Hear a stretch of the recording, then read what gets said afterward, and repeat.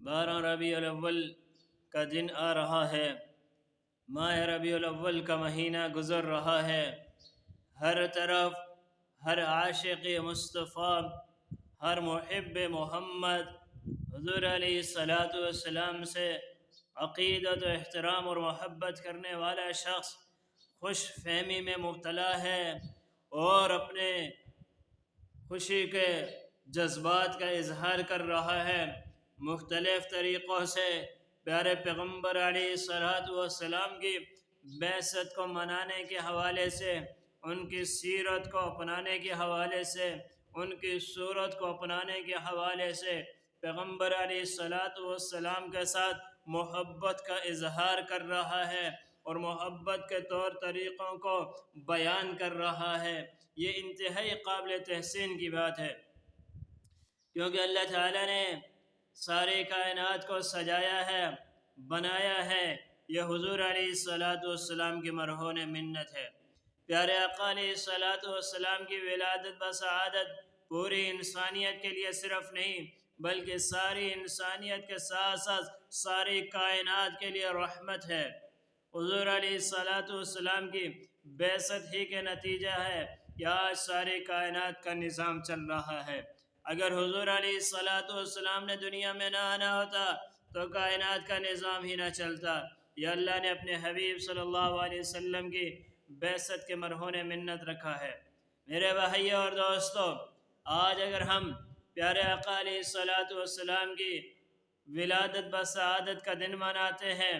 اور جو خوشی کا اظہار کرتے ہیں، جلسے جلوس نکالتے ہیں، ریلیاں نکالتے ہیں، یہ ایمان اس بات کا تقاضا کرتا ہے۔ لیکن اس کے ساتھ ساتھ ہمیں یہ بھی خیال رکھنا چاہیے کہ کہیں ایسا نہ ہو کہ اس دوران ہم سے کوئی ایسا کام سرزد ہو جائے، کوئی ایسا فعل ہم سے صادر ہو جائے، کوئی ایسی ہم سے کمی اور کوتاہی ہو جائے جس کی وجہ سے میرے پیارے نبی صلی اللہ علیہ وسلم کا لایا ہوا دین، جس دین کی بنیاد میں میرے نبی کا خون لگا ہے، جس دین کی بنیاد میں میرے نبی کے صحابہ کا خون لگا ہے، جس دین کی بنیاد میں میرے نبی نے مکہ سے ہجرت کر کے مدینہ تشریف لائے ہیں، اور جس دین کی بنیاد میں حضرت حمزہ رضی اللہ تعالیٰ عنہ کے ٹکڑے ٹکڑے کیے گئے ہیں، اور جس دین کی بنیاد میں حضرت عمار، حضرت یاسر اور حضرت سمیہ کے ٹکڑے ٹکڑے کیے گئے ہیں، اور جس دین کی بنیاد میں حضرت بلال رضی اللہ تعالیٰ عنہ کو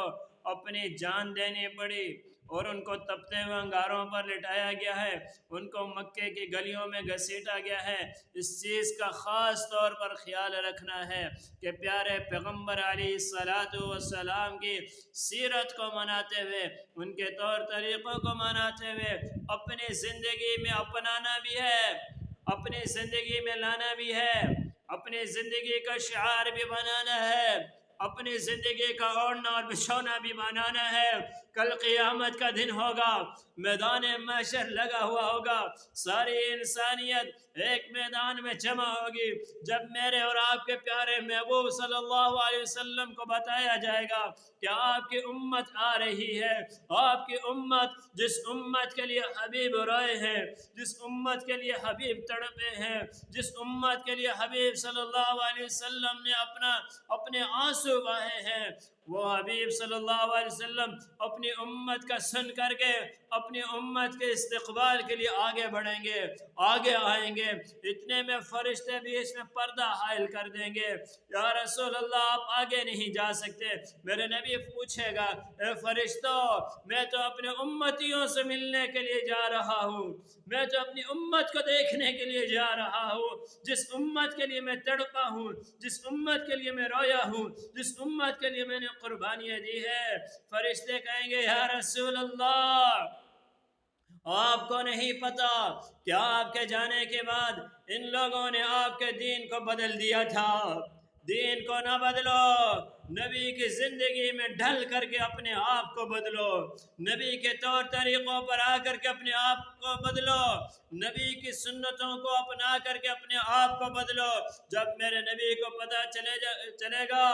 کہ میرے جانے کے بعد ان لوگوں نے میرے دین میں تبدیلی کر دی ہے، اپنے طور طریقے اپنا لیے ہیں، جو من میں آیا وہ کرنے لگ گئے، تو میرا نبی فرمائے گا ان کو دور کر دو، ان کو ہٹا دو، سحقاً سحقاً لمن غیر بعدی، دوری ہو، ہلاکت ہو ان لوگوں کے لیے کہ جنہوں نے میرے جانے کے بعد میرے دین کو بدل دیا۔ کل قیامت کا دن میدان محشر ہوگا، ایک ہی ہستی کام آنے والی ہے اور وہ محمد الرسول اللہ صلی اللہ تعالی علیہ وسلم کی ہستی ہے۔ ان کی زندگی کو اپنی زندگی بنا لو، ان کے طریقوں کو اپنا طریقہ بنا لو، ان کی سنتوں کو اوڑھنا اور بچھونا بنا لو، دنیا کی زندگی بھی کامیاب ہو جائے گی اور آخرت میں بھی ہمیشہ کے لیے کامیاب ہو جاؤ گے۔